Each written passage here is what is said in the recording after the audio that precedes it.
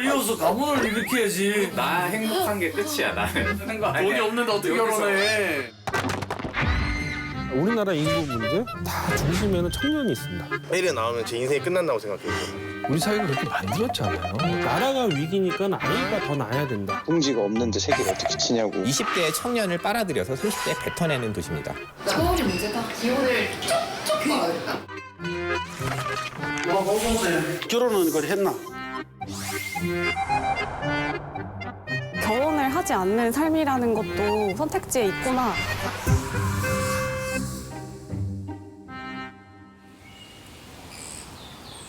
안동시 서우면의 간제 종택. 조선 중기의 유학자 간제 변중일의 종택입니다. 설설 준비를 하는 종손 변성열 씨 부부. 요즘 걱정이 많습니다. 섣달 금음날 도시에 나가 사는 아들 형제가 설을 쇠러 왔습니다. 묵은 세배를 받은 뒤 아버지가 덕담을 합니다. 열심히 잘 하고 있는 모습 보기 좋고, 그래. 내년에는 이제 뭐 좋은 꿈 이룰 수 있는 좋은 배필 만나서 결혼할 수 있는 꿈을 꾸고. 열심히 하겠다는 말 말고는 드릴 말씀이 없네요. 열심히 하겠습니다. 그 있잖아, 장가 가서 새로운 가정을 이루어서 이 문중의 대를 이어서 계속 길이 이 가문을 보존하겠다. 그리고 또 큰 결심 아니야? 큰 결심 하겠습니다. 그렇지. 덕담이 덕담에서 그치지 않습니다. 그도 그럴 것이 두 아들은 모두 30대 중반. 그런데 여전히 미혼입니다. 집도 문제고 여러 가지 어려운 경제적인 여건이 많아가지고 좀 힘들긴 한데, 그래도 또 우리 아들들은 이제 그걸 좀 극복해내고 좀 앞으로 좀 열심히 잘 살아줬으면 하는 게 엄마의 마음이야. 그냥 살아가기가 힘이 들어가지고 결혼이나 뭐 출산을 1순위로 두지 않으니까 집 문제나 이런 게 너무 크니까 뭐 결혼이 자꾸 뒤로 밀리는 것 같아요. 우리 때도 지금 처음에 살 수가 없었지. 단칸방에 들어가서 시작해서 조금씩 저축해서 모아서 들어가서 이제 나중에 아파트를 조그마한 걸 17평, 21평, 뭐 33평 이렇게 늘려나가는 거지. 처음부터 그렇게 주거 조건이 좋았던 건 아닌데, 근데 옛날보다 분명히 잘 사는 건 분명한 거거든. 그래서 그런 부분들은 너무 걱정하지 말고. 세배 드리는 자리에서 열띤 토론이 벌어집니다. 부모님 마음을 모를 리 없지만 아들은 아버지와 생각이 조금 다릅니다. 저는 결혼이나 아이를 낳는 거에 대해서 그렇게 큰 이런 이게 왜 그렇게 굳이 강요받는 이런 게 전혀 필요 없다 생각해요. 저는 뭐 내가 낳고 싶으면 애가 낳아도 되고 결혼해도 되고, 근데 굳이 뭐 할 필요도 없다라는 게 저는 제 생각이. 빨리 고쳐야 돼 그거를. 왜 그래? 후손을 이어서 가문을 일으켜야지. 그러니까 애를 왜 낳아야 되지? 저는 그렇게까지 이런 뭐 국가와 뭐 가문 이런 것까지는 생각 없어요. 전 저 하나 건사하기가 힘들기 때문에 나 행복한 게 끝이야. 나는 솔직히 요즘 이제 MZ 나는 결혼 안 해도 돼. 애도 안 낳아도 돼. 나는. 나도 그런 거 같아. 난 굳이 뭐 지금 이런 조바심도 하나도 없어. 나는 지금 나이가 33인지만 결혼을 해야겠다 이런 거 하나도 없고, 아직 이거 안 된다 그런 거냐. 돈이 없는데 어떻게 결혼해? 돈이 없는데. 돈하고는 관계 없고. 돈하고 그게 왜 관계가 없어? 결혼하는데 뭔 돈이 필요해. 사랑하면 되지. 이게 안 하시는 이유를 좀 천천히 들어볼까요? 예. 뭐 아니라 뭐 좋은 사람이 생겨서 가면 좋겠다는 생각이고요. 뭐 안 간다는 건 아니고, 사실은 뭐 요즘 시대에 근데 이제 사람들이 좀 결혼이 늦다 보니까 뭐 아무래도 제가 느낀 늦은 것 같기도 하면서 아직 괜찮은 것 같기도 한 상태인 것 같습니다. 물론 저도 결혼을 하고 싶고 제 아이가 있으면 좋겠지만은 제가 감당해야 될 게 너무 많아진다고 생각을 하거든요. 저는 지금 저 하나 조금 건사하기가 힘들어서 이렇게 살고 있는데 내가 과연 이렇게 결혼을 하고 아기를 낳고 이러면 진짜 이렇게 잘 살 수 있을까라는 걱정이 조금 제 개인적으로는 커가지고 그런 부분에서 조금 결혼에 대해서 조금 망설여지는 부분이 있습니다. 서울에도 설날이 밝았습니다.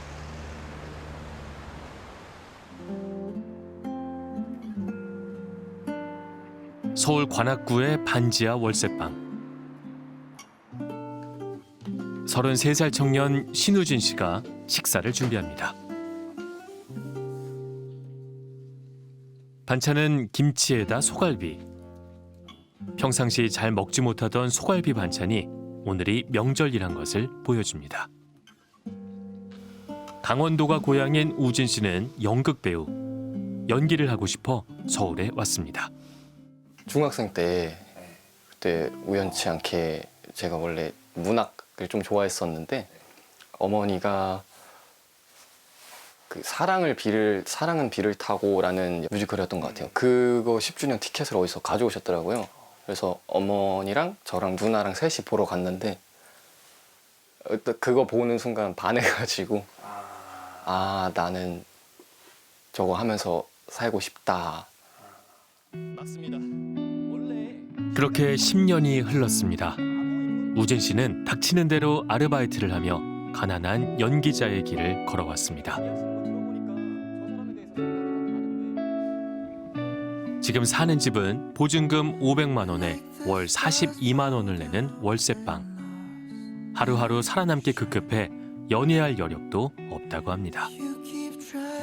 연애를 하려면은 그냥 내 사랑만 가지고는 현실적으로 힘들지 않을까. 그 만나는 상대방한테 내가 생각보다 해줄 수 있는 게 없는 사람이라는 생각도 들고요. 그럼 결혼에 생각이 좀 있으시네요. 네, 결혼하면 행복할 것 같아서. 그 사랑하는 사람이랑 같이 지내면서 기대고 얘기도 하고. 저는 결혼은 꼭 하고 싶습니다. 다들 보고 계시죠? 경남 거창의 대성고등학교. 방학인데도 학생들이 나와 공부에 열중하고 있습니다. 이 학교 박우상 교장 선생님의 별명은 아이돌 박. 제 이름이 박우상인데 지금 애들은 그냥 나타나면 아이돌 박이라고 하죠. 평교사 시절부터 줄곧 이 학교에서 근무해온 박우상 교장 선생님. 제자들이 결혼은 했는지 자녀는 낳았는지 늘 궁금했다고 합니다. 다시 보니까 좀 어떠세요? 그대로 옛날에 생각이 나죠. 새록새록 얘는 지금 2006년 담임을 맡았던 고3 학생들이 올해 36살. 어떻게 사는지 연락해보기로 했습니다. 박우상 쌤 결혼은 거의 했나? 네, 결혼했습니다. 언제 했는데? 결혼을 29에 했어요. 29에 했어? 아이들은? 애들 둘 있습니다. 애들 둘이? 아들, 딸? 아들, 딸입니다. 아들, 딸. 아들, 딸? 너 아들 100점짜리네?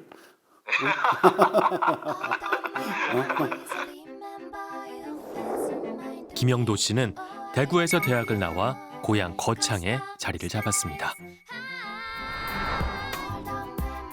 저는 거창에서 35년째 살고 있는 김영도입니다. 그 윤희 유주 아빠입니다. 이야기를 꼭 하라 그래가지고. 저는 거창에서 그 계란을 생산하는 닭을 키우고 있고요. 그 계란을 생산하고 유통까지 하고 있습니다. 그 당시는 이제 대출 열심히 최대한 많이 받아서 이제 집을 이제 거창에 있는 아파트를 어떻게 장만해가지고 결혼했었어요. 모르겠어요. 저 결혼할 때는 보통 저 나이 때는 하다가 결혼해버려요. 그리고 결혼했기 때문에 어떻게 결혼했는지도 모르겠어요. 네, 그렇게 결혼했었습니다. 영도 씨는 아버지의 양계장 일을 돕던 중 27 나이에 결혼을 했습니다. 지금은 2딸을 낳아 딸 밥으로 살고 있습니다. 얘들이 없으면은 저는 아무것도 아닌 거예요. 그런 지금 어떻게 하다가 이렇게 됐는지 모르겠어요. 아기를 낳았는데 이게 뭐지? 이게 뭐지? 진짜 한 70일 동안, 한 2달 동안은 얘가 내 새끼인가? 이렇게 싶기도 했는데 이제는 저보다 더 소중한 그런 존재들이고 없이는 못 살아가요. 못 살아갈 것 같아요. 네. 목숨보다 귀하다는 2딸이지만 양육비가 만만치 않습니다. 정부의 지원금만으로는 턱없이 부족하다고 합니다. 총 지원금 합계 2,160만 원. 첫째 아이 낳았을 때. 그런데 2,160만 원? 2억을 줘도 모자랄 것 같아요. 2억을 줘도. 아기를 낳아가지고 1살, 2살 돈이 얼마가 들어갈까요? 둘이서 벌어가지고 힘들다고 봅니다. 윤성민 씨는 부산에서 대학을 나와 금융회사에 취직한 뒤 서울 본사로 온 지 4년이 됐습니다.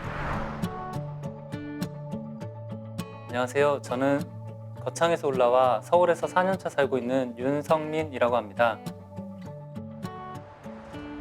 서울에서 금융회사 다니고 있고 지금 이제 4년차 근무하고 있습니다.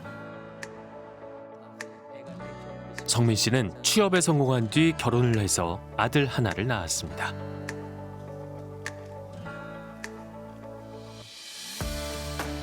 진짜 정말 다 이쁜데요. 네. 네, 다 이쁩니다. 이제 어린이집에서 하원을 하고 아기를 태우고 오는데 뒤에서 아빠 배고파? 하면서 과자를 주더라고요. 네, 자기 먹던 과자를 아빠 입에 넣어주는데 너무 감동적이더라고요. 이 꼬맹이가 20몇 개월밖에 안 됐는데 배고파를 알까? 아빠 배고파서 아빠 배고플까 봐 그렇게 입에 넣어주는 게 너무 감동이었고 고마웠죠. 아이 키우는 재미에 푹 빠져 사는 성민 씨. 하지만 맞벌이 부부로 아이를 기르다 보니 힘든 일이 많다고 합니다. 8시 30분에 어린이집에 등원을 시키고 회사로 출근하면 40분이나 50분 정도 돼요. 네, 그래서 6시까지 근무를 하고 그럼 하원시키고 집으로 오면은 7시가 조금 넘죠. 사실 10시에만 자도 좋긴 한데 아기가 제 마음대로 되지 않거든요. 그래서 12시에 잘 때도 있고 새벽에 깰 때도 있고 그러면 무슨 생각이 드냐면 이제 출근은 8시에 출근을 하면 퇴근이 12시인 것 같아요. 다음 날도 8시에 출근하고 12시에 퇴근하고 8시에 출근하고 12시에 퇴근하고 이게 반복이 되니까 이게 체력적으로 너무 힘들더라고요. 둘째 계획은 어떻게 되시나요? 네. 둘째 계획은 없습니다. 김용주 씨는 서울에서 대학을 나와 서울에서 일하고 있습니다. 저는 88년생 김종주이고요. 거의 20살 때부터 고등학교 졸업하고 수도권 서울 쪽 올라와서 계속 살고 있는 사람입니다. IT 회사에서 농구와 관련된 전략 분석 프로그램을 개발 중인 용주 씨. 일에 전념하느라 결혼은 꿈꾸지 못했다고 합니다. 요즘에는 또 제가 연봉도 줄고 하니까 연애 안 할 수도 있겠다 그런 생각이 들긴 하더라고요. 진짜로. 너 정말 좋고 너랑 평생 살면 행복할 것 같은데 우리가 돈이 없어가지고 결혼을 못 할 것 같아. 이런 얘기 들으면 되게 슬플 것 같긴 해요. 그게 두렵기도 하네요. 지금 생각해보니까. 현재 월세방에 산다는 용주 씨. 집을 구하고 가정을 이루기엔 갈 길이 멀다고 합니다. 이제 자녀를 안 낳는다고 치면은 이제 다 그게 돈이니까. 요즘에 또 막 애기들 영어 유치원은 할아버지가 보내준다 막 이런 말도 있더라고요. 그런 거 들어보면 다 최소 뭐 경제적으로 좀 여유가 있는 사람들이 출산을 하는 게 아닌가 자녀를 낳았다는 것 자체가 중산층이다. 네, 전 요새 그런 생각이 많이 들더라고요. 대성고 졸업생 중 절반 가까이가 수도권에 왔다고 합니다. 그런데 연락이 닿지 않는 경우가 많았습니다. 통화가 이뤄진 대성고 졸업생 68명 중 수도권 거주자는 25명. 이들 중 다수가 결혼을 하지 않았다고 합니다. 반면 지방 거주자의 경우 안정된 직장을 얻은 졸업생은 대부분 결혼을 하고 자녀를 가졌다고 응답했습니다. 지방에 있는 친구들은 꽤 많이 했는데 서울이나 경기권에 간 친구들은 많이 안 했는데 한 20% 정도밖에 결혼 안 했어요. 나머지 한 80%는 결혼 안 했다는 거. 아무래도 그렇죠. 뭐 요새 막 말이 많잖아요. 둥지가 없는데 새끼를 어떻게 치냐고. 나 혼자 살기가 솔직히 조금 빡빡하니까.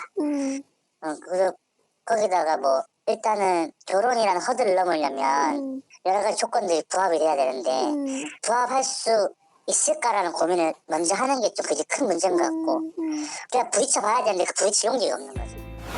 결혼을 확인한 37명 중 수도권 거주자는 8명에 불과합니다. 팍팍한 서울 생활이 걸림돌이 된 것으로 추정됩니다. 결혼 안 하려고 하는 그거를 누가 만들었습니까? 제가 봤을 때는 사회가 그렇게 만든 거죠. 그 책임은 우리 젊은 청년들에게 있는 것은 아니라고 생각하거든요. 대성고뿐만 아니라 경남에서는 20, 30대 청년 19,000명이 빠져나가는 것으로 조사됐습니다. 수도권에 온 청년들에게 이주 사유를 물었더니 일자리 때문이란 대답이 절반 가까이 됐습니다. 청년들이 떠난 지방은 활력을 잃어가고 있습니다. 경남에서 출산율이 가장 높았던 거제시. 2016년을 기점으로 출산율이 급격히 떨어지고 있습니다.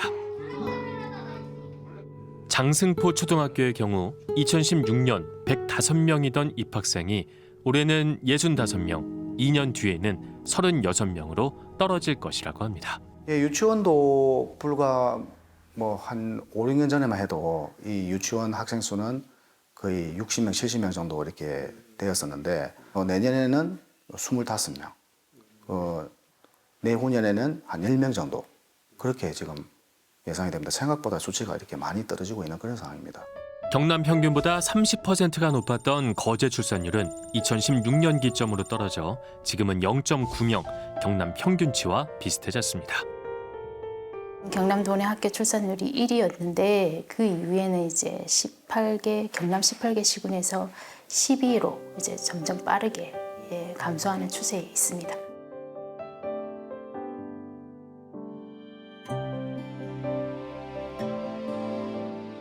그 출산율 감소의 그 기점은 저희는 2015년부터 불어닥친 조선업 불황으로 보고 있습니다. 2016년, 17년도에는 그 3만 명에 육박하는 노동자가 많이 빠져나갔습니다. 대우조선 해양 정상화를 위해서 채권단이 유동성 지원과 함께 3,000명 감원 방침을 밝혔습니다. 대우조선은 2015년 인력 30% 감축을 선언했습니다. 이때부터 정규직 일자리가 줄어들고 비정규직과 하청 노동자가 늘었습니다. 옛날에 거제는 일자리 1인 부양 체계였어요. 아버지가 조선소에서 돈을 가져오시면 그걸로 가족이 생겨야 했는데 이 구조가 이제 못 가는 구조가 된 거예요. 그런데 여성의 일자리 맞벌이를 하려는데 여성의 일자리도 없어요. 서비스업이 없는 굉장히 부족한 지역이다 보니까 지금 이 문제를 어떻게 해결할 것인가. 근데 그 전에 청년의 삶이 어떻게 무너지고 있지? 지역의 지속성이 무너지고 있지? 이런 것들을 한번 유심히 봐야 된다고 생각을 합니다. 아이들이 줄어드는 초등학교. 안정된 일자리가 줄어든 시기와 출산율이 떨어진 시기가 정확히 일치하고 있습니다. 청년들의 이주는 경남만의 문제가 아닙니다. 강원, 전북 등 상당수 지자체에서 20, 30대가 빠져나가는 것이 확인됩니다. 지역을 떠난 청년들은 수도권으로 몰려들고 있습니다. 20, 30대 청년의 55%가 수도권에 거주합니다. 수도권은 우리나라 면적의 12% 정도를 차지하고 있는데 지속적으로 인구가 유입됐어요. 그러니까 밀도가 높아지지 않았습니까? 밀도가 높아지면은 기본적으로 집값이 상승할 수밖에 없어요. 그런 높은 집값을 목도한 청년들이 느끼는 좌절감은 상당히 크다라는 겁니다. 그러니까 서울에서 아파트 가격, 이 10억이라는 가격을 보고 사실은 이거 내가 뭔가 여기서 해낼 수 있을까라는 생각을 하게 되는 겁니다. 그 생각이 결혼을 미루거나 아니면 결혼을 포기하거나 결혼을 하더라도 이제 아이를 적게 낳는 어떤 그런 걸로 이제 연결이 되는 거죠. 청년 지원센터에서 일하는 32살 김석준 씨. 드디어 결혼 상대가 나타났습니다. 사실 오래되진 않았고 이제 5개월 됐습니다. 네. 둘이서 그러면은 결혼 얘기도 하고 그러세요? 저희는 좀 만난 지 얼마 안 된 시점에서 이제 결혼 얘기를 좀 진지하게 나눴습니다. 언제쯤 시점을 할 건지. 막상 결혼을 하려고 하자 당장 신혼집이 문제가 됐습니다. 좀 복잡하죠, 생각이. 이 집에서 신혼생활을 하는 건 당연히 무리일 거고, 뭐냐면 이제 공간이 분리가 하나도 안 돼 있고 그냥 큰 원룸이거든요. 그래서 신혼생활 시작한 건 어렵고, 뭐 시작한다 하더라도 지금 여기에 들어가는 주거 비용이 부담이 굉장히 크기 때문에 어쨌든 이 주거비 부담을 조금 줄이고 합리적인 주거지를 찾아야 된다는 생각이 있어서. 2011년 대학에 진학하면서 서울에 올라온 석준 씨. 월세방을 구하면서부터 좌절감을 맛봐야 했습니다. 이쪽 동네에 이제 저희 아버지하고 같이 방을 막 보러 다녔었고요. 네. 그래서 그때 구했던 방이 저기 빌라 건물, 저기 건물 맨 꼭대기에 저기 이제 환풍기 돌아가는 저기. 저희 지붕 쪽에. 서울에서 구한 첫 월세방이 빌라 꼭대기의 옥탑방이었습니다.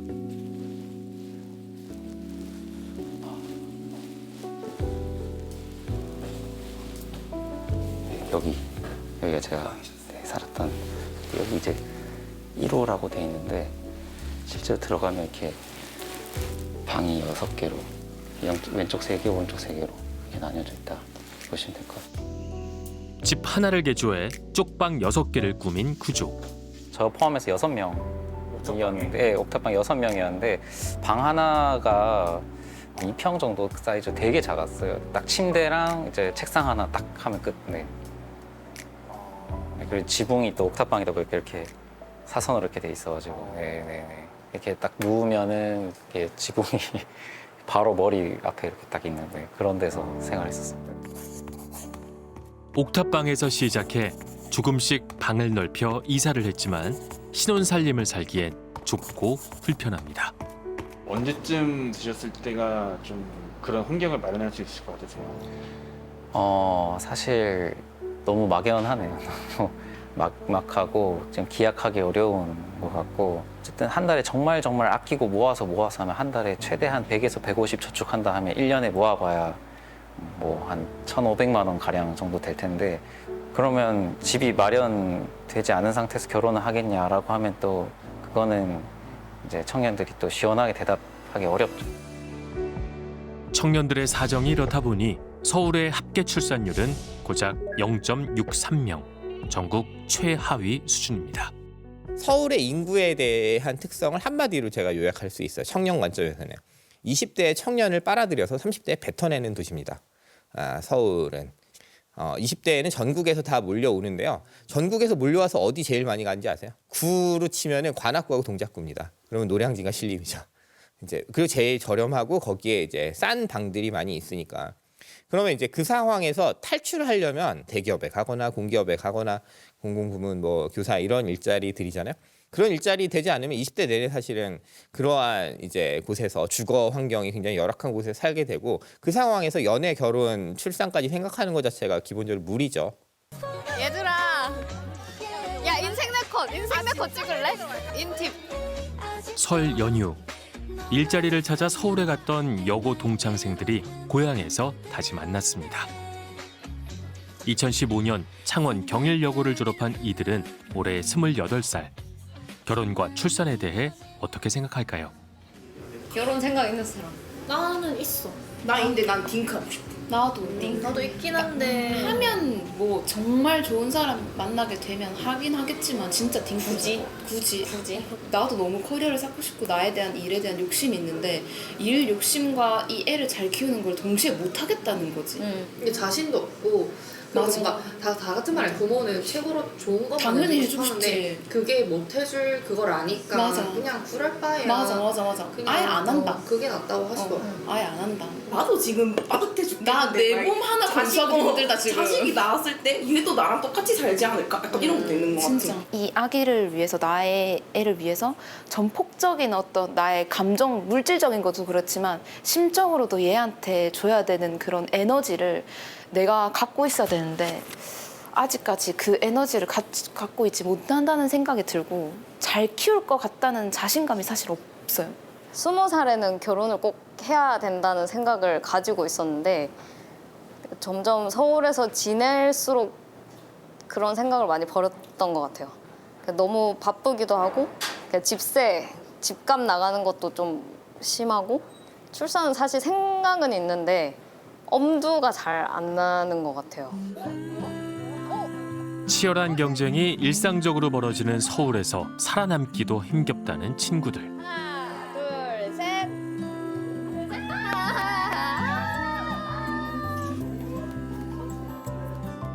고등학교를 졸업한 지 8년이 지났지만 결혼은 꿈조차 꾸지 못하고 있습니다. 그렇다면 30대 중반이 된 여고 졸업생들은 어떤 선택을 했을까요? 2008년 거창여고 3학년 담임을 맡았던 이성열 선생님. 당시 제자들의 올해 나이가 34살인데요. 다들 결혼은 했을까요? 아, 기억에 나는 애들 많이 있다. 기억이 나세요? 특히 이 친구 같은 경우에는 맨날 추링 있고 담띠 넘었었는데 늦게 오면 집에 데리러 가고. 거창여고 2008년 졸업생들을 만나보기로 했습니다. 이예은 씨는 부산에서 대학을 나와 거창에서 직장 생활을 하고 있습니다. 간호사로 일하다 결혼한 예은 씨. 지금은 두 아이의 엄마가 됐습니다. 같이 있고 존재 자체가 행복이고 너무 좋죠. 뭐 그냥 아기가 있는 것만으로도 너무 좋고 뭐 때문에 행복하다 이런 표현 자체가 안 될 정도로 존재 자체가 행복이죠. 그런데 최근 경력 단절 위기를 맞았습니다. 육아로 인해 장기 휴직을 해야 합니다. 다음 달부터 일을 못하게 됐거든요. 휴직을 하게 됐거든요. 네. 그러면 또 저는 경력 단절이 이제 되는 거죠. 시작되는 거죠. 속상하시겠어요? 속 엄청 상하죠. 일을 하고 싶어도 못하는 상황이 되었으니까 속이 많이 상하죠. 옆에 있어주고 싶고 옆에 있어줘야 하는 건 맞지만 나도 내 자신의 커리어가 있고 지키고 싶은 게 있는데 이제 그런 건 우선적으로 일단 내려놔야 되는 게 엄마니까 어쩔 수 없이 내려놓는 거죠. 충남에서 대학을 나와 구미에서 직장을 얻은 김수정 씨. 최근 딸을 낳았습니다. 너무 예쁘죠? 너무 예쁘고 그냥 제 뱃속에서 태동에서 느낄 땐 그 애가 이제 태어나서 걷는 걸 보니까 좀 감격스러울 때가 많아요. 아기가 한없이 예쁘다는 수정 씨. 역시 육아 문제로 고민이 많다고 합니다. 근데 너무 어린 나이에 어린이집 보내는 건 쉽지 않거든요. 물론 뭐 최근에 부부급여라든지 이런 것들이 많이 도입돼서 경제적으로 어느 정도 도움이 되는 건 맞지만 어쨌든 생후 1년까지는 부모가 옆에서 보살펴야 하는 게 맞는데 그런 부분에서 좀 인센티브를 줄 필요가 있다고 생각합니다. 부산에서 대학을 나와 직장을 얻은 송은비 씨. 결혼을 하더라도 아이를 가질 생각은 없다고 합니다. 출산은 힘들 것 같아요. 되게 육아하는데 힘든 걸 많이 이렇게 옆에서 받고 했기 때문에 별로 24시간은 그 아이한테 매여 있어야 된다는 게 체력적으로도 힘들 것 같고 저는 일단 날 생각이 없고 날 생각이 거의 없어요. 0이에요. 연락이 닿은 졸업생 중 수도권으로 간 사람이 약 30%였습니다.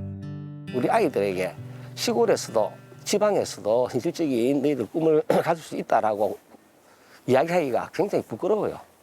이제 공무원이라는 직책 외에는 자리 외에는 실제 지방에서 안정된 사회경제적인 지위 생활하기가 가능할까요? 경기도에서 대학을 나와 서울에서 직장을 얻은 이가흔 씨. 서울에서 월세살이부터 시작했습니다. 사실 이제 아직은 어린 나이고 집도 이제 부모님이랑 뭐 좀 여유 있는 집에 살다가 그렇게 혼자 오니까 너무 서글프다고 해야 되나 많이 울었어요. 실제로도 창문도 작고 답답하고 무섭기도 무섭고 서울 지리도 하나도 모르는 상태에서 약간 뭔가 도전하는 그런 새로운 기분도 있었지만 초반에는 진짜 많이 울었던 것 같아요. 엄마 아빠 보고 싶어가지고. 서울에서 일자리는 얻었지만 치열한 경쟁에서 살아남기 위해 발버둥 치다 보니 결혼의 꿈은 점점 멀어진다고 합니다. 어렸을 때 빨리 결혼하고 싶고 빨리 애도 많이 낳고 싶었는데 사실 넉넉치가 않잖아요. 환경이. 집값도 너무 올라갔고 혼자 벌어서 혼자 하는 감당도 힘든데 아이를 낳아서 어떻게 감당해야 되지? 이런 두려움에 그런 생각이 좀 많이 꺾인 것 같아요. 지금은. 부산에서 대학을 졸업한 뒤 서울에서 일하는 윤샘 씨. 애인이 있지만 결혼은 망설여진다고 합니다.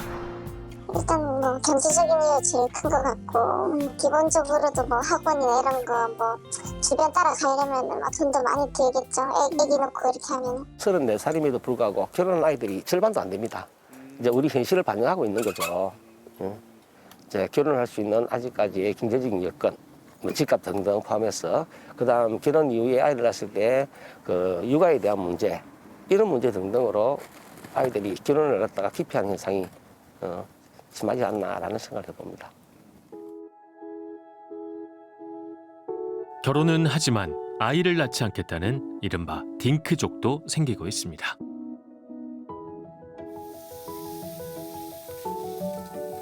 임대훈, 남혜경 씨 부부.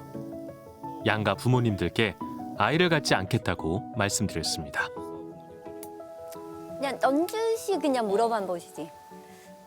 아직까지도 우리가 가능할 거라고 생각하는 것 자체가 좀 이해가 안 되지만 그래도 내심 원하고 있다는 게 계속 느껴지니까.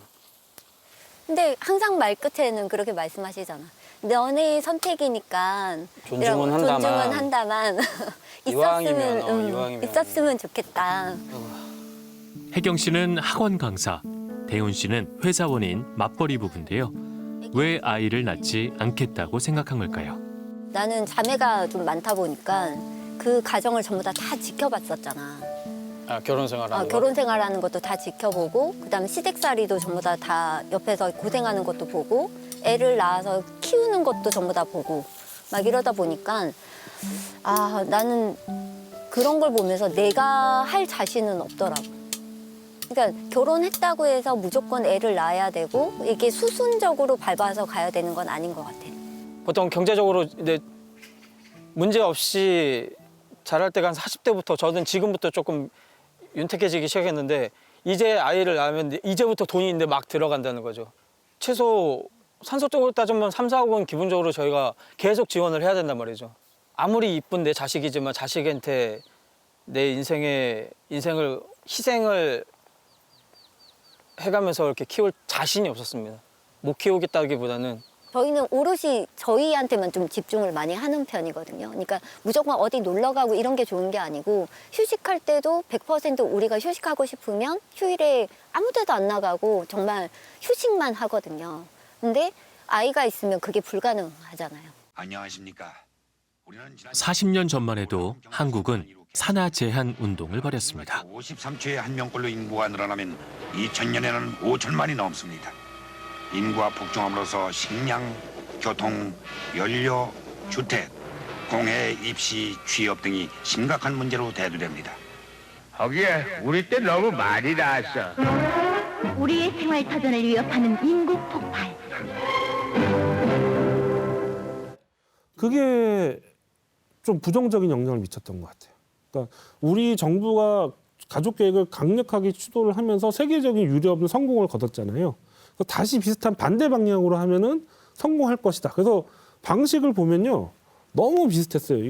똑같은 캠페인을 했고요. 그때는 하나만 낳자, 이제는 하나를 더 낳자는 캠페인을 했고요. 2000년대 들어 정부는 결혼과 출산, 육아 등 각 단계마다 지원금을 주며 출산을 독려하고 있습니다. 아이 태어나면 200만 원 주고 아니면 부모급여 뭐 75만 원인가 100만 원씩 주는 그런 정책들 굉장히 좋은 정책이라고 생각이 돼요. 근데 다만 그 정책을 만드는 분들이 혹시 이런 생각을 가지고 있지 않을까? 돈 줄 테니까 애 낳아라. 이런 생각을 가지고 있지 않을까? 너무 시혜적으로 청년 세대에게 출산을 이렇게 요구하는 게 아닐까? 이런 생각이 들거든요. 당신이 애를 낳지 않기 때문에 우리나라가 망할 것입니다. 라고 이야기하는 거는 그냥 요즘 젊은 사람들 말로 하면 1도 타격이 없는 말이에요. 아니 일단 내가 위기라니까요. 내가 위기인데 지금 국가를 위해서 당신이 희생을 하라고 하면 누가 말을 들어요. 여성 10명 중 4명은 육아 때문에 하던 일을 그만둔 경험이 있습니다. 했지만 0.6 언저리까지 떨어졌죠. 이런 상황에서 어떻게 하면 아이를 낳고 기르는데 서울 시민들의 고통을 최대한 줄어들 수 있을까? 오세훈 서울시장은 지난해 9월 저출생 해법으로 싱가포르의 외국인 육아 도우미 도입을 제안했습니다.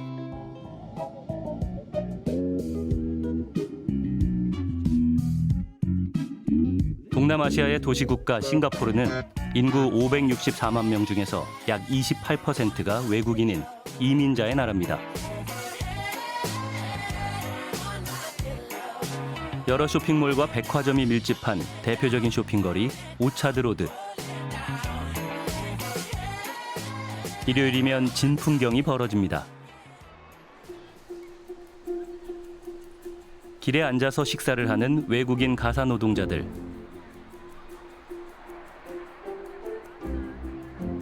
쉬는 날 모여서 휴식을 하는 건데요. 물가가 비싸서 매번 카페나 음식점에 갈 수 없으니 그늘에 돗자리를 깔고 앉아 시간을 보내는 겁니다.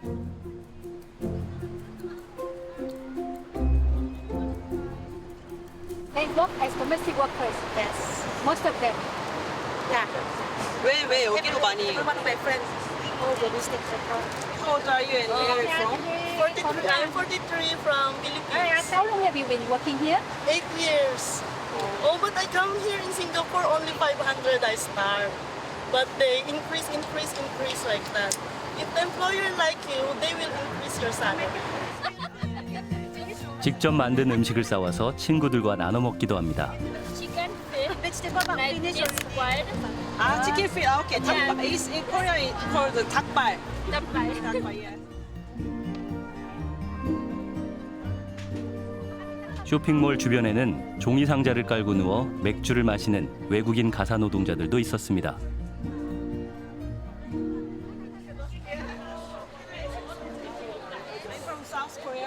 Where are you from? From Philippines. My daughter. Your daughter? Yeah. My daughter, my niece. Oh? Yeah. You We are all from Philippines. So, then your family? Yes. Here, you can earn a bit of money, much more in Philippines. Yeah. For me, my salary is $800. Last time when I was in Philippines working in a construction company, I earned only like half of my salary in here. 16살, 13살 두 아들은 필리핀 현지에서 시어머니가 돌봐주고 있다고 합니다. So you live in different places? Yes.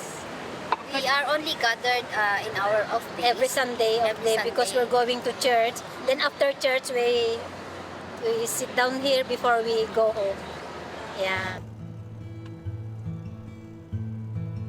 싱가포르에서는 기본적으로 외국인 가사 노동자가 가정에 입주해 생활합니다.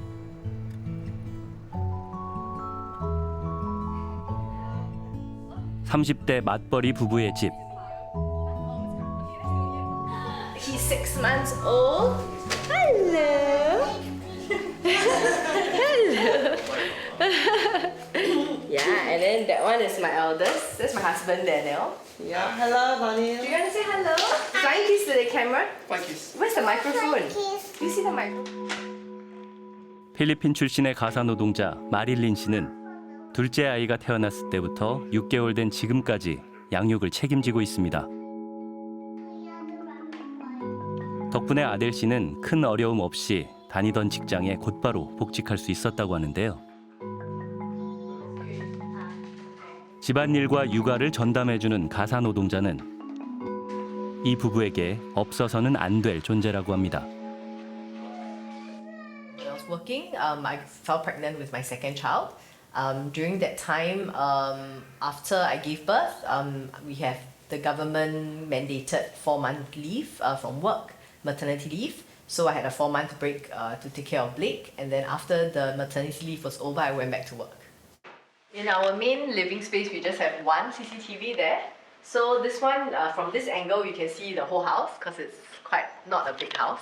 And also when we got the helper, also to just, and the babies, just to spot check at home like what's happening in case we need to see, especially the kids room. 아이를 키우는 일을 맡기다 보니 싱가포르에서는 집에 CCTV를 설치하고 수시로 확인하는 게 일반적입니다.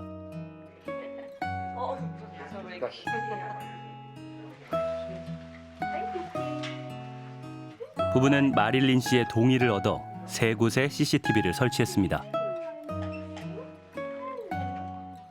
6개월 된 둘째는 어린이집에 다니지 않습니다.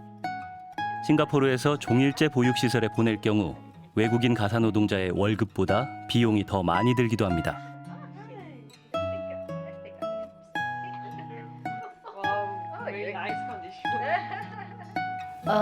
I think without a helper like Lynn, it will be difficult for me to be in working full time because without someone to maintain the home and take care of the children, it will be a little bit more difficult. So then we will need to rely on whether it's full-time childcare, which will be very costly.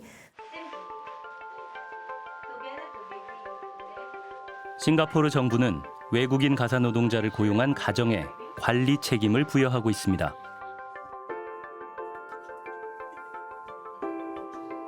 고용주는 외국인 가사노동자가 거주할 별도의 방을 제공해야 합니다.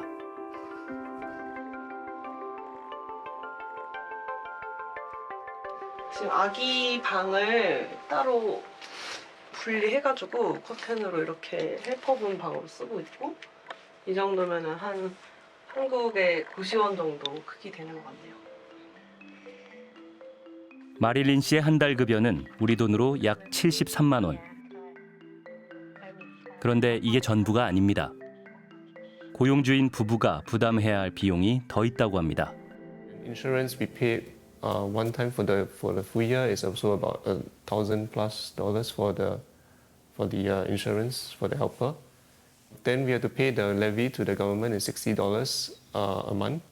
So that one is subsidized because if you have young children, the amount comes down to $60, which is quite low. Additional food that you buy for her. So I think that extra costs will eat into your monthly pay.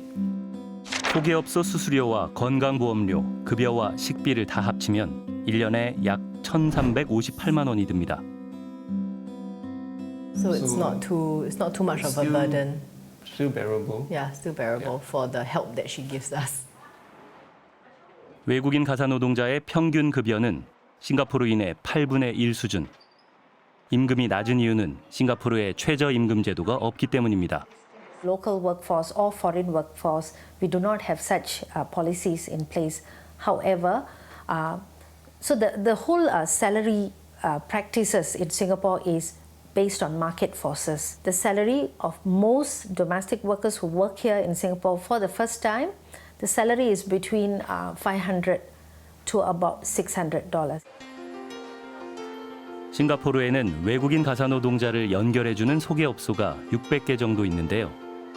소개업소는 가사노동자의 본국에서 제시하는 임금 권고 수준을 바탕으로 급여를 결정합니다.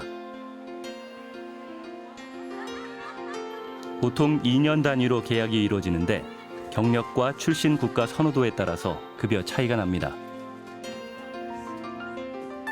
Most of the locals here, they wanted to hire Filipino helpers because Filipino helpers, they are more good in speaking in English compared to Indonesian and Myanmar. That's why the salary range for Filipinos are more higher than this Myanmar, Indonesian, you know. 싱가포르의 주변국 중에서도 영어를 공용어로 쓰는 필리핀 사람들의 임금이 가장 높다고 합니다. Okay, so usually this paper, we give it to the helper to fill up. 싱가포르에서 외국인 가사 노동자로 일하기 위해선 23세에서 50세 사이의 여성이어야 하고 8년 이상의 교육 과정을 마쳐야 합니다. 우리나라의 경우 언어 장벽이 큰 문제입니다. The moment you can't communicate, everything breaks down. Because how do you convey instructions of the most important aspect, right, for childcare? How do you convey instructions to a person who is a guest in the country? When there is a communication barrier. So I say this because I think Korean is not an easy language. I love watching Korean dramas and so on, but it's very hard to So I think that would be the first part, right? 싱가포르는 경제적 여유가 있던 이민자들이 임금 수준이 낮은 나라에 보모를 고용하는 사례가 늘어나자 1978년 외국인 가사 노동자 제도를 정식으로 도입했습니다. 현재 5가구 중 1가구는 외국인 가사 노동자를 고용하고 있습니다.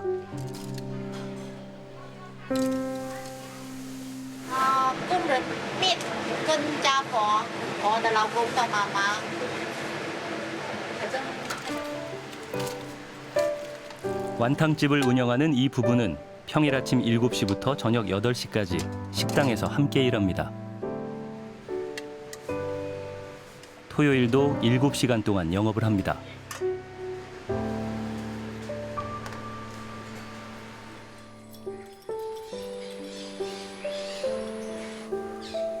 그동안 집에서 4살, 2살 형제를 먹이고 돌보는 가사노동자. 인도네시아 출신의 25살 아리스카 씨입니다. What time do you work? 6 o'clock. You wake up at 6 o'clock and when you sleep? Sleep 10 o'clock. 10 o'clock? 6 a.m. to 10 p.m.? Yes. 여기 부엌 옆에 조그맣게 이렇게 공간. 양팔 뻗으면 충분히 됐잖아. 한 요 정도 팔 뻗었을 때 다 닿는 크기긴 하네요. 마마. 아빠.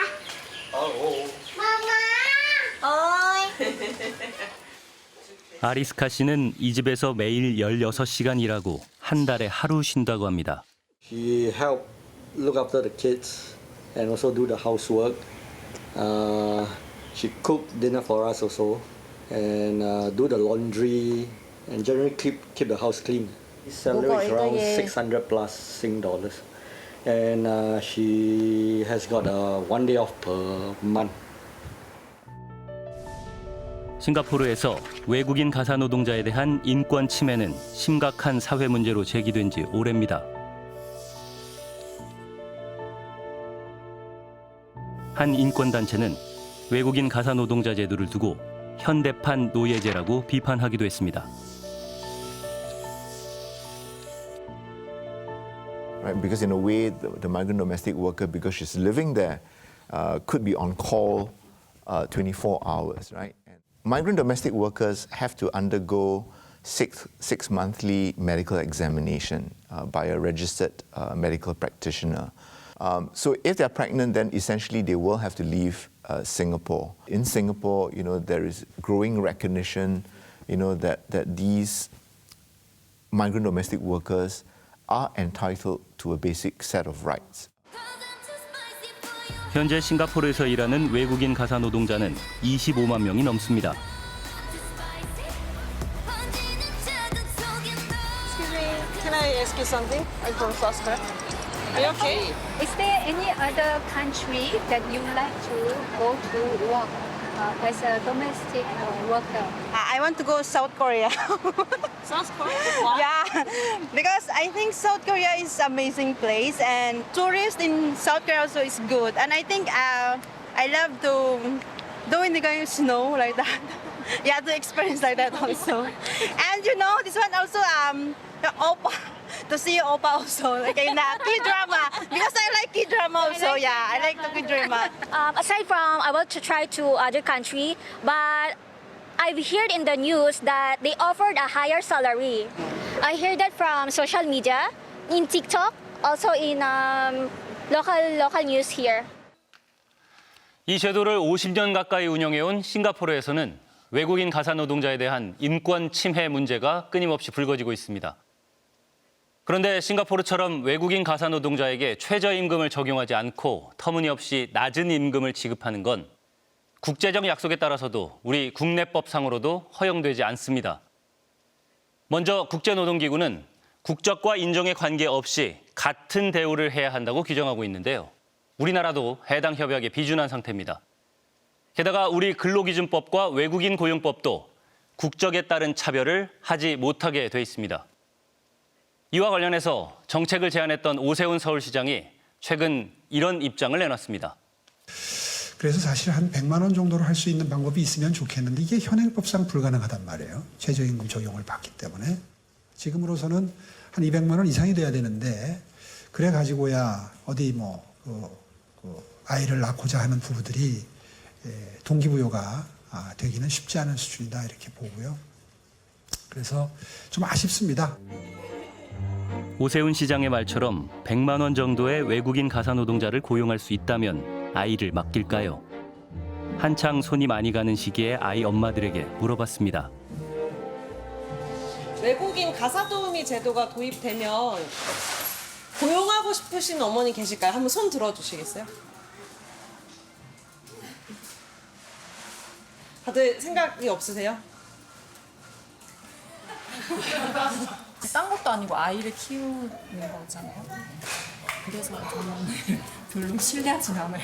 외국인 같은 경우는 언어적인 것도 조금 소통이 잘 안 될 것 같기도 하고 또 살아왔던 환경이 다르기 때문에 서로에 대한 이해도 부족할 것 같아서 좀 그런 부분이 마음에 걸리긴 해요. 그냥 저는 최대한 제가 집에서 양육하고 어린이집이나 그냥 기간에 보내고 싶은 생각을 갖고 있어요.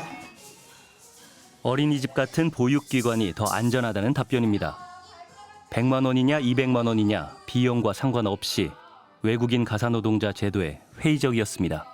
계획이 없는 상황에서 만약에 아이를 낳게 되었고 어쩔 수 없이 뭔가 일을 하게 된다면 그런 부분을 고려해 볼 수도 있지만 그것 때문에 내가 아이를 낳을 수 있다 이런 건 좀 아닌 것 같아요. 영유아기를 지나 여성들이 두 번째 경력 단절 위기를 맞는 건 자녀의 초등학교 입학 때입니다. 오후 1시면 학교를 마치다 보니 돌봄 공백을 메우기 위해선 어쩔 수 없이 학원 뺑뺑이를 돌려야 합니다.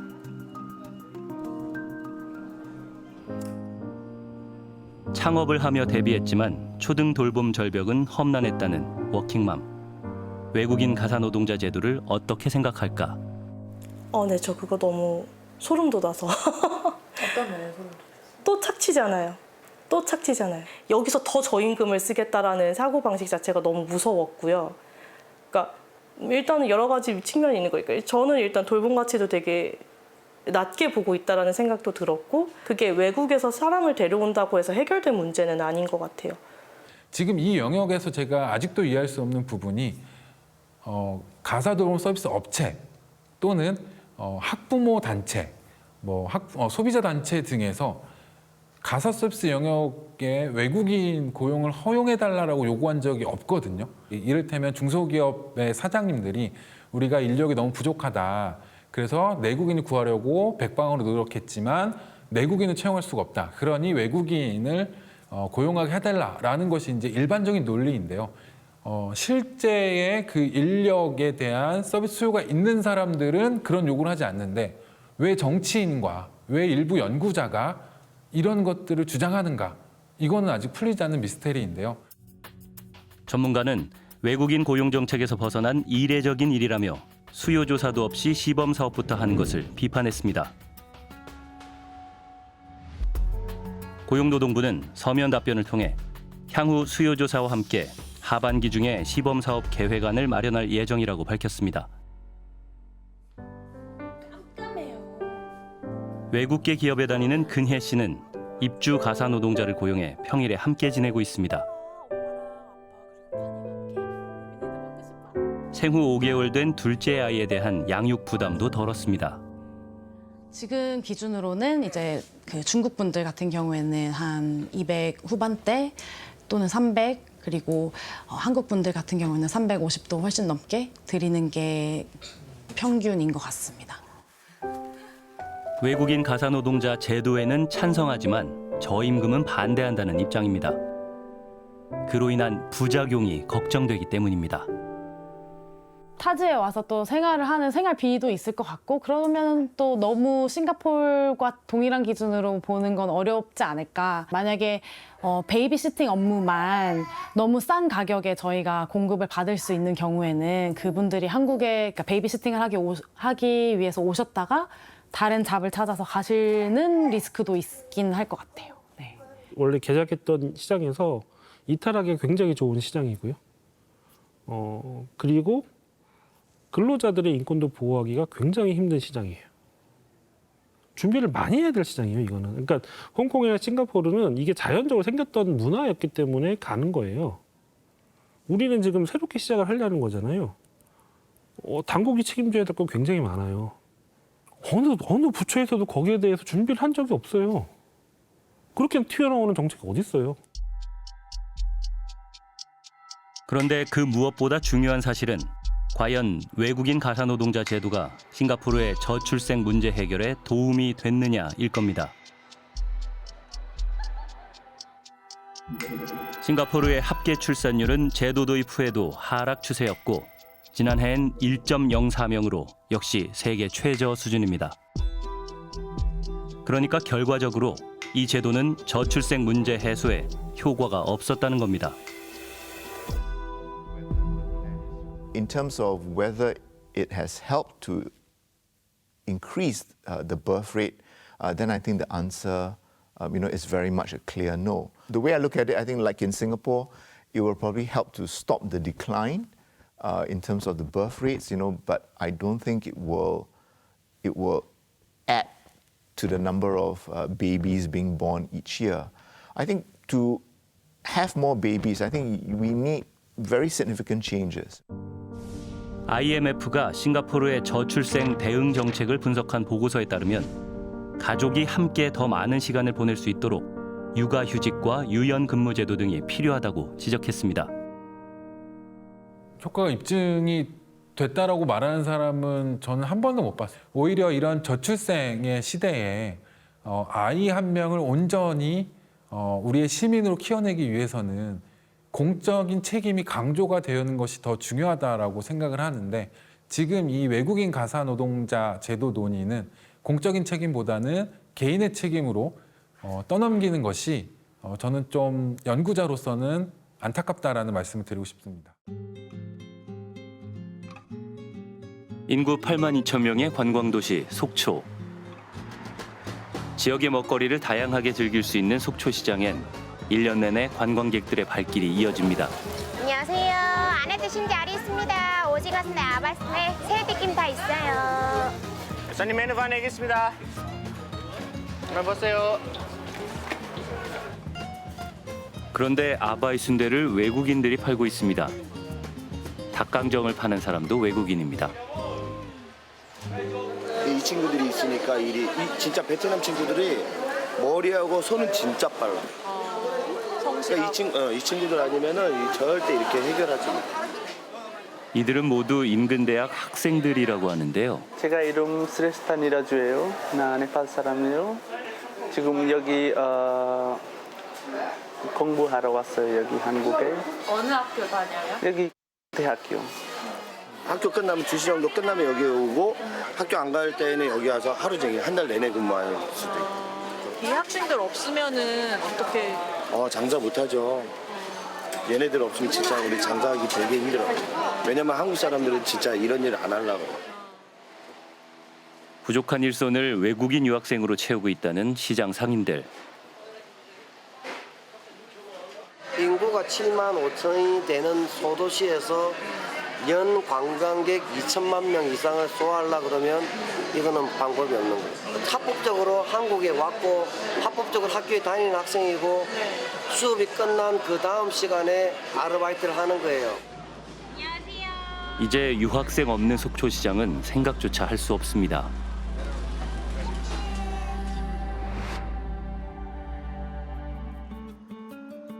K대는 이곳을 글로벌 캠퍼스로 전환해 정원의 99%를 외국인 유학생으로 채웠습니다. 현재 23개국 950명의 유학생이 재학 중인데요. 작은 지방대학에 1000명 가까운 유학생이 몰린 데는 이유가 있었습니다. 대부분 수업이 오후 2시면 끝납니다. 수업을 마친 학생들은 교문 앞에 주차된 승합차들에 오릅니다. 승합차 한 대를 따라가 봤는데요. 이들이 내린 곳은 속초 농공단지. 학생들은 이곳에서 아르바이트를 하고 있었습니다. 대부분 개발도상국 출신인 이들은 일할 곳이 많은 데다 생활비가 싸기 때문에 이곳에 유학을 왔습니다. 현재 300여 명의 유학생이 농공단지에서 일을 하고 있지만 업체들은 여전히 인력난을 호소합니다. 지금 주문진에도 그렇고 동해 쪽에서도 그때처럼 외국인 학생들을 이제 데리고 와서 수업도 하고 지역에 일할 수 있는 여기 속초처럼 그걸 지금 다 추진하고 있어요. 워낙 그 지역에 사람들이 없고 일할 사람들 없고 솔직히 우리도 지금 또 하나의 옆에다 공장을 지어도 사람이 없어서 공장을 못 지어요. 이제 그 정도 심각한. 그나마 속초의 명태 산업이 다시 일어선 건 유학생 덕분이라고 합니다. 외국인 노동자를 구하는 일조차 쉽지 않기 때문입니다. 산업연수생들이 수도권으로 거의 다 가요.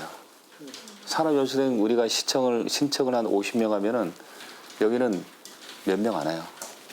여기 특성상 그 서울에 비해서 좀 열악하잖아요, 환경이. 뭐 생선을 일을 해야 되니까. 남수단 출신인 망국 씨는 하루 3시간씩 코다리 공장에서 일을 합니다. 성적이 좋아 전액 장학금을 받지만 유학 생활을 하려면 돈을 벌어야 합니다.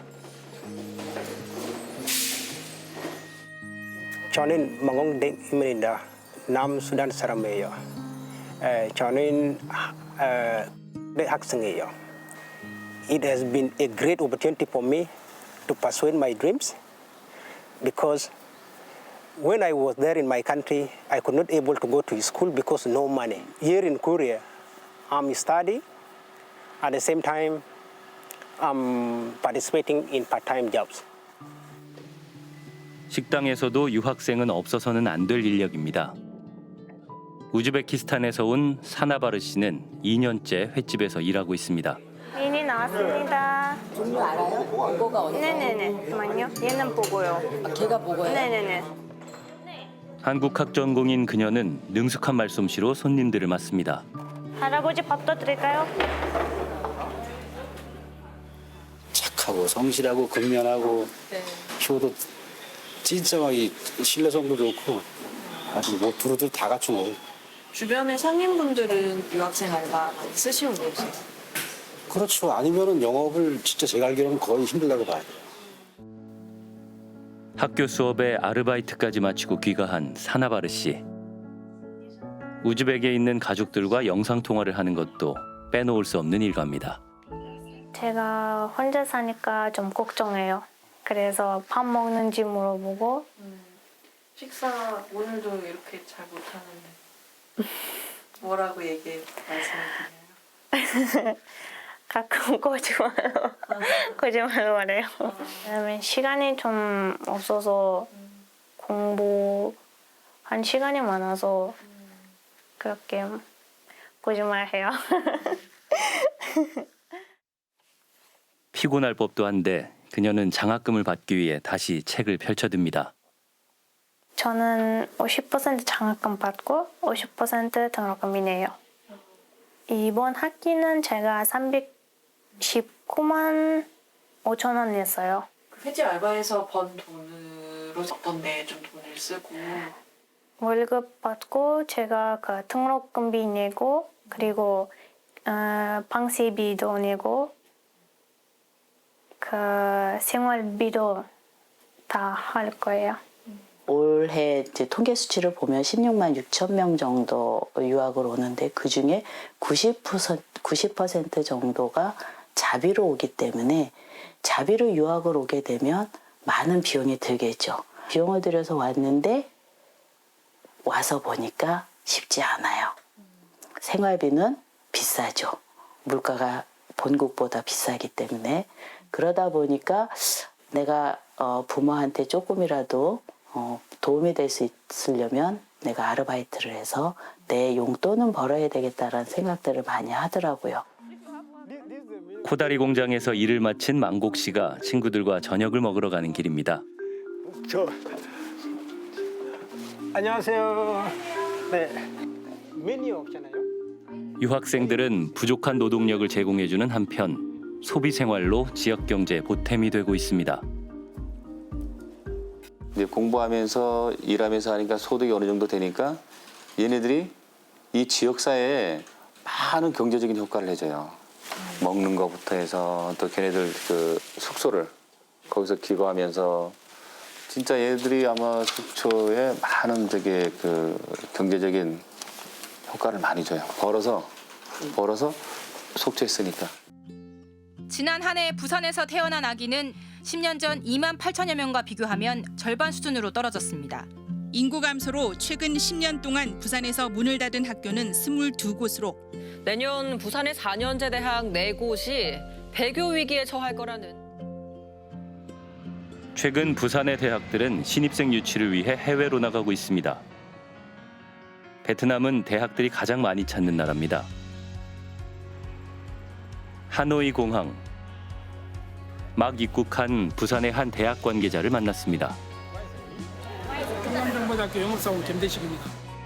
영업사원을 자처하며 총장이 직접 나섰습니다. 지금 우리가 유학생을 지금 금년 말까지 지금 대거 지금 유치를 하려고 그래요. 그래서 그 유학생 지금 면접이 오늘 오후에 잡혀 있고 내일은 우리가 국립 전문대학에 한 2군데를 지금 MOU가 있었어요. 그는 숙소에 짐을 풀 새도 없이 바로 일정을 소화합니다. 가장 먼저 방문한 곳은 하노이 시내에 있는 한 유학원입니다. 한국 유학을 준비하는 학생들에게 대학을 홍보하는 자리.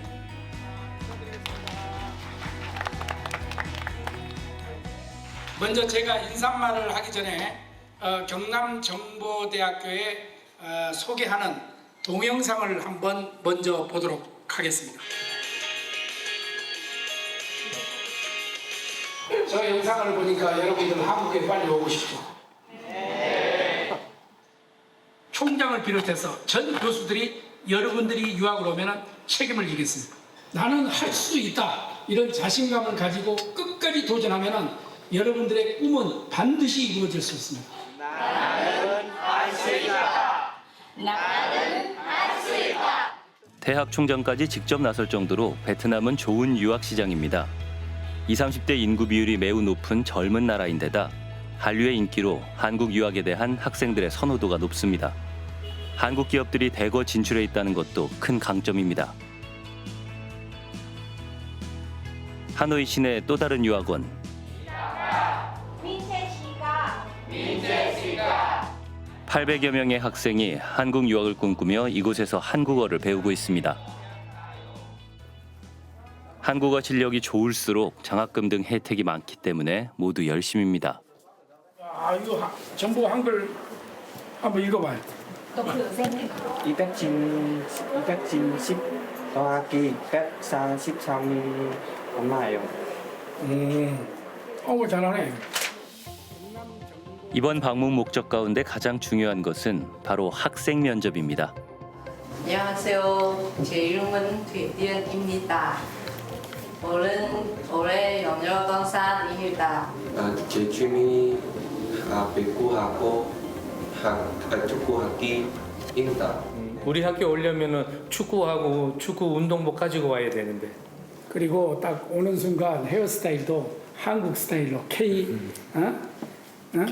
K-뷰티로 해서 헤어스타일부터 다 여러분들이 원하는 대로 바꿔줍니다. 좋은 인재를 끌어오기 위해 총장님의 영업 기술이 유감없이 발휘됩니다. 여러분들이 공부하면서 아르바이트도 할 수 있고 또 인턴으로 가서 일도 할 수 있고 그러면은 여러분들이 또 돈 벌면서 공부할 수도 있는 그런 환경이 되어 있습니다.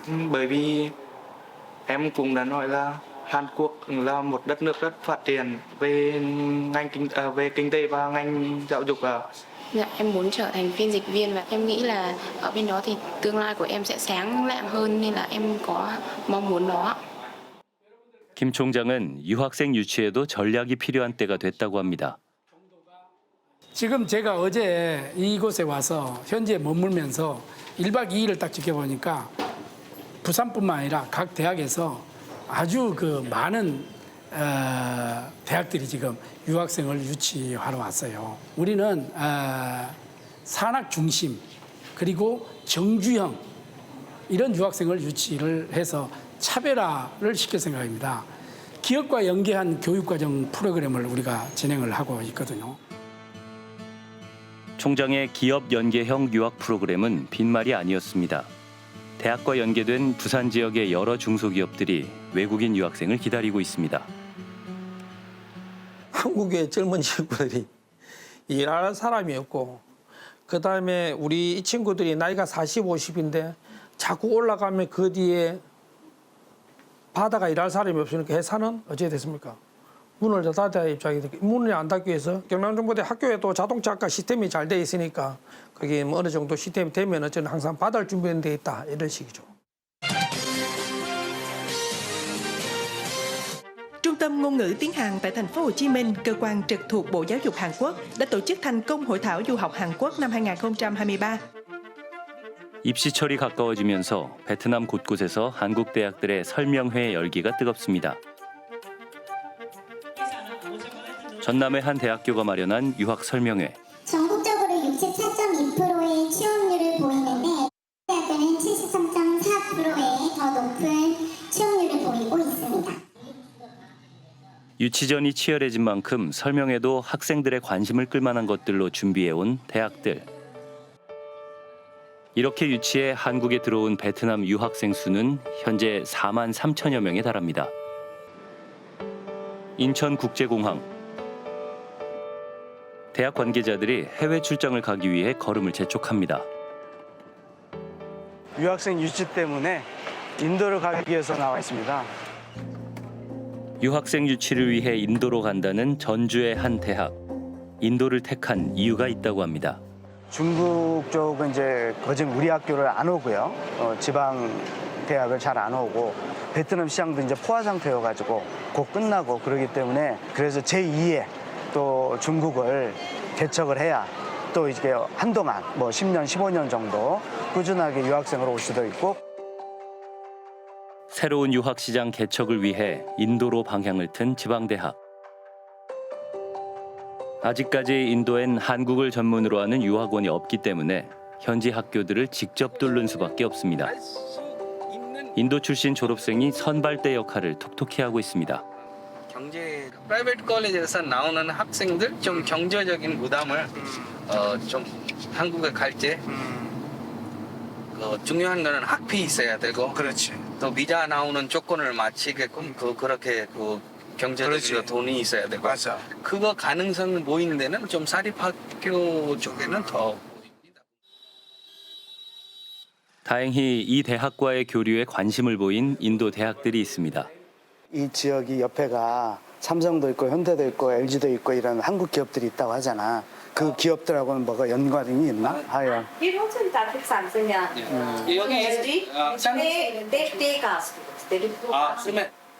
Indian students, South Korea में बहुत interested हैं. South Korea is one of the, in the Middle East, I think it's one of the nations जो हमारे students बहुत respectfully, especially for technology and marketing, दोनों तरह से हमारे students काफी excited थे Vision University के community. 이 인도 대학은 매년 한국의 대학에 유학생을 보내는데 합의했습니다.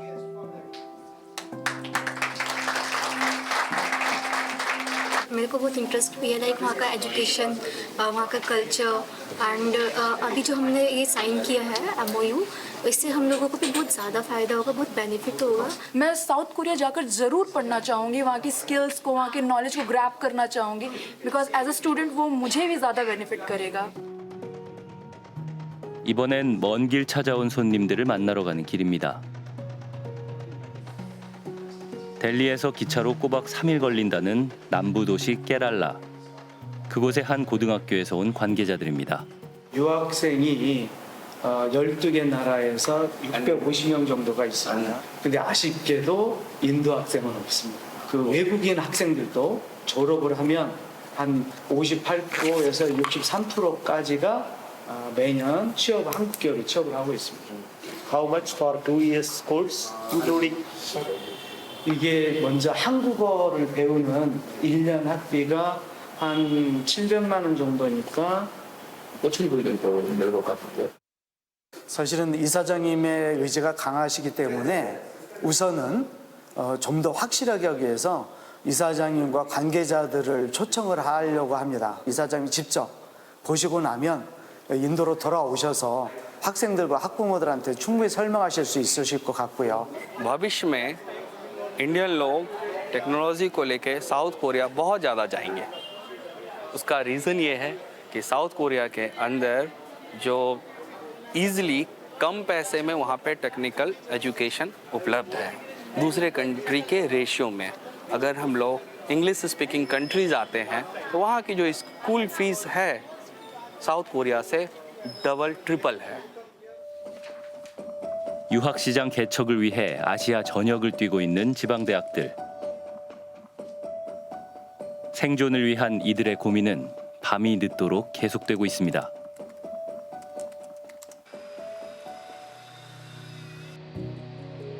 베트남 출장길에 올랐던 김 총장이 돌아왔습니다. 열심히 뛴 보람이 있습니다. 17명의 유학생이 부산에서 새로운 인생을 시작하게 됐습니다. 하나, 둘, 셋, 대학들이 사활을 걸고 뛰어든 덕에 유학생 수는 꾸준히 증가하고 있는데요. 문제는 중도 탈락하거나 불법 체류자가 된 유학생 수도 같이 늘고 있다는 겁니다. 올 7월 기준으로 유학생 중 불법 체류자가 된 학생은 3만 6천 명, 전체 유학생의 17%나 됩니다. 이 문제 때문에 곤란에 빠진 건 다름 아닌 대학들입니다. 1교시 수업이 시작되고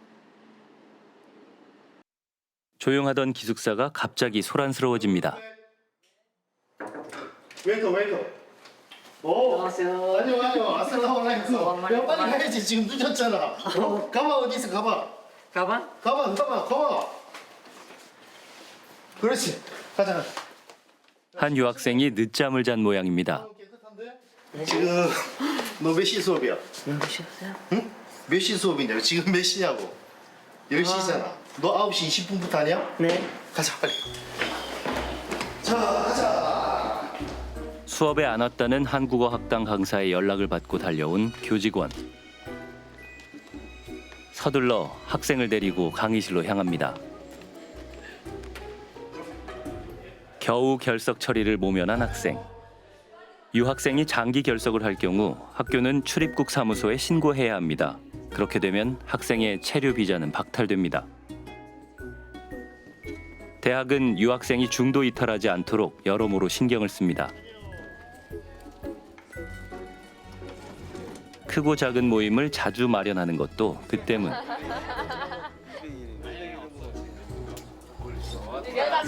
뭐라 그래? 이 양반? 치양? 네. 오, 멋있다. 요즘에 말도 한번 해야지. 한 달에 한 번 바비큐 파티가 있어요. 네네네네. 바비큐 소고기, 요즘에 친구들이 돼지고기 안 먹어서 소고기도 많이 있고 돼지고기도 구워서 많이 먹어요. 이 학교는 유학생들을 위해 한 달에 한 번 바비큐 파티도 합니다. 예, 저도 이태리에서 유학생을 했기 때문에 누구보다도 유학생활 힘든 걸 잘 알기 때문에 학생들이 좀 잘 적응할 수 있게 오빠, 형님처럼 이렇게 다가가고 있습니다. K-팝 등 한류 때문에 한국에 온 유학생이 많은 만큼 한국의 문화를 직접 체험할 수 있는 수업들도 개설했습니다.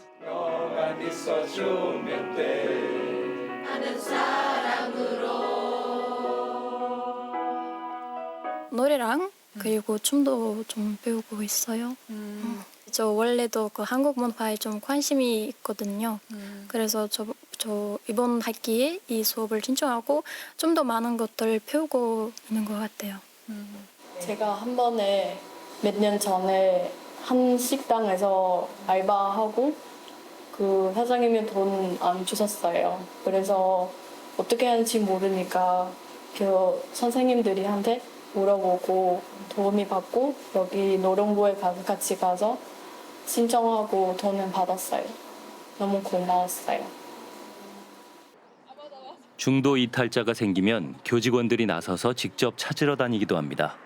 저희가 직접 가서 학생들 골목에 기다렸다가 설득 작업을 하고 이런 것들은 아주 흔한 다반사일 거고요.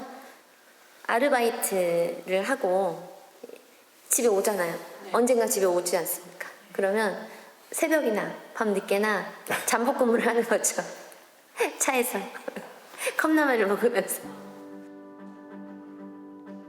대학이 학생 관리에 이렇게까지 공을 들이는 이유가 있습니다.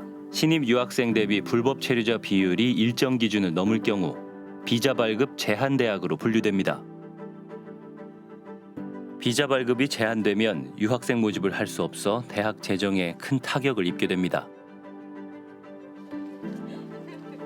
상황이 이렇다 보니 대학은 유학생 모집 단계부터 신중을 기할 수밖에 없습니다.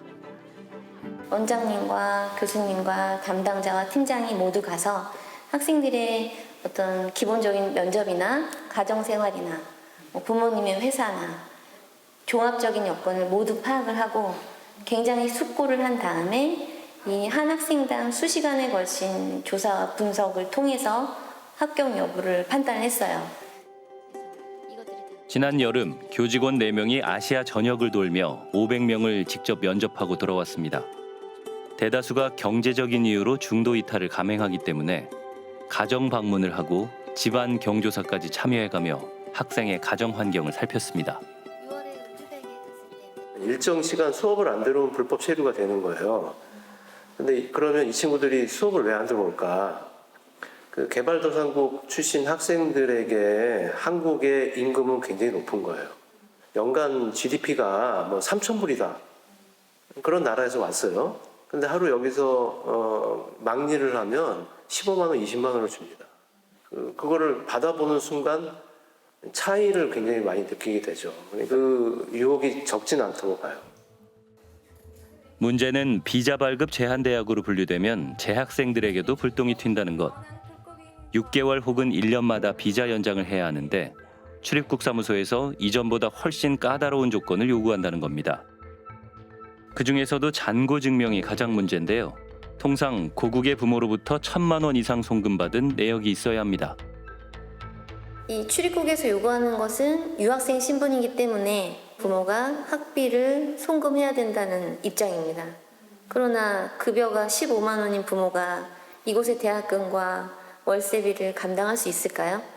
그래서 저는 이런 현실성 없는 일률적인 기준은 폐지해야 된다고 봅니다. 유학생들은 출입국 사무소가 요구하는 통장 거래 내역 확인서까지 제출해야 합니다. 예를 들면 제가 외국 학생이에요. 선생님이 한국 분이에요. 저한테 중고 물건 하나 샀어요. 그러면 그것도 영수증이 없잖아요. 그러면 그거는 왜 그거 들어오는 건지까지 사유서로 다 써야 돼. 확인서이거든요. 저희 학생들이 준비해야 되는 거. 한국 사람이면 주민등록증까지 여기 써야 되고, 그다음에 전화번호까지. 그다음에 이유 왜 하는 건지. 그다음에 그 사람이 사인은 해야 됩니다. 통장 거래 내역 때문에 비자 연장이 거부돼 학업을 중단한 유학생들이 많다고 합니다. 3년 전 돌궁시도 이 문제로 비자 연장이 거부됐습니다. 그때 당시 저는 600만 원인가 800만 원을 지금 가지고 있었다가 아빠 그 수술 비용이 제 통장에서 나갔었거든요. 통장에서 나가는데 그 사유로 저한테 불어를 줬어요. 그 14일 이내에 지금 한국에서 나가라는. 돌궁 씨는 목포로 어학연수를 와서 대학원까지 마쳤습니다. 당시 그녀는 박사 논문을 쓰고 있었는데요. 출산을 앞두고 부모님이 한국에 나와 있었다고 합니다. 우리 아빠가 지금 그 자전거를 계속 이렇게 다니고 있었는데 갑자기 자전거를 타다 넘어졌어요. 넘어져가지고 우리 그 지금 아버지의 등뼈 디스크 있잖아요. 디스크가 이렇게 빠져나왔거든요. 그래서 급하게 그 수술을 받아가지고 그렇게 병원비가 나오는 상태였거든요. 출급 내역을 문제 삼아 비자 연장을 거부한 출입국 직원. 병원비 영수증까지 제출하며 사정 얘기를 해봤지만 소용이 없었다고 합니다. 임신이어가지고 저는 갔었을 때 뭐 아기 낳으려고 한국에 왔는지 말이 너무 세게 나오는 거예요. 왜 공부를 해야 되는데 왜 임신했냐고 막 그렇게. 이후 더 기막힌 일이 벌어졌다고 합니다. 출입국 직원이 경찰에 돌궁 씨를 신고했고 갑자기 경찰들이 들이닥친 겁니다. 저는 외국인인데도 약간 좀 무섭게 이야기를 하니까 뭐라고 하는지도 저는 이해를 안 하는 부분들이 많거든요. 이해를 못하고 그 추가 서류를 많이 달라고 하니까 저는 녹음을 하고 있었어요. 나중에 듣다가 이런 서류는 있으니까 제가 갖다 줘야겠다는 생각으로 녹음을 하고 있었는데 저한테 불법 행위를 하고 있다고 경찰을 불렀거든요. 그래서 한 5명 정도 경찰들이 많은데 그 여섯 분이 그 출입국 직원들한테 문을 잠그라고 나가지 않게 하라고 저한테 도망가면 안 된다고. 다행히 경찰은 돌궁 씨의 해명을 듣고 바로 돌아갔다고 합니다. 하지만 비자 연장은 끝내 거부됐습니다. 억울했던 돌궁 씨는 법에 호소했습니다. 승소를 했고 출입국 사무소의 체류 기간 연장 불허 결정은 취소됐습니다. 근데 저는 법을 조금만 아니까 약간 좀 이렇게 뭐 갈 수는 있었고 다른 학생들이 법을 모르고 대화도 잘 안 되는 상황에서 바로 가버려요. 아니면 바로 불법 체류자가 돼버린 거예요. 유학생으로 왔다가 불법 체류자가 됐다는 안우진 씨. 4학년 2학기 졸업시험에서 떨어졌는데 바로 출국 명령이 내려졌다고 합니다. 그냥 돌아가라고 얘기만 하고 아무 설명도 안 해주고 그냥 내보냈거든요. 아니요, 여러 가지 조건을 했죠 그때. 3년에서 5년 잡고 그 안에다가 돈 좀 모으다가 돌아갈 생각이었어요. 아직도 그래요. 지금은 불법 체류자 신세가 됐지만 원래 그에겐 꿈이 있었습니다. 한국에 취직할 계획이었어요. 아는 사장님이랑 3학년대도 막 들어오라고 하고 졸업하면 받아주겠다고 계속 얘기는 되고 있었는데 막상 그런 일은 일어나다 보니까는 저도 그 사장님이랑 연락이 끊기게 되고 그 비자가 안 되니까 아예 포기했죠. 유학생을 하루아침에 불법 체류자로 만든 이 나라가 원망스럽기만 합니다.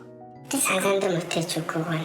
이건 저를 인해서 나온 결과도 아니고 목표랑 꿈 같은 건 아예 망해버린 거죠.